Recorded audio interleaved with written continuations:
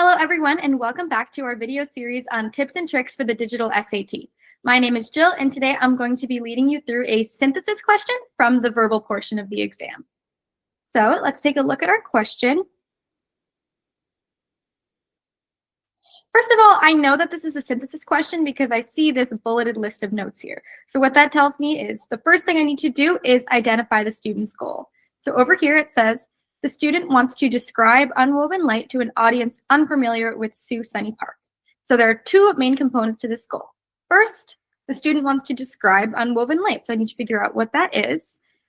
And then two, the student is presenting this information to an audience unfamiliar with Sioux Sunny Park.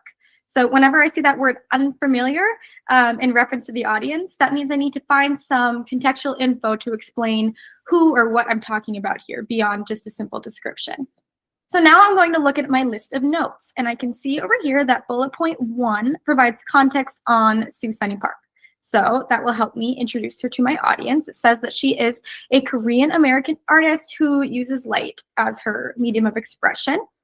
All right, and then the remainder of the bullet points describe unwoven light. So scanning them, I can see that it is a work of art from 2013 featuring a chain link fence with tiles that when light passes through them, colorful prisms formed.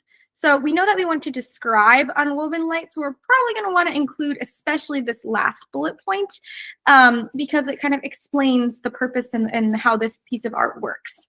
All right, so next I'm going to look at my answer choices.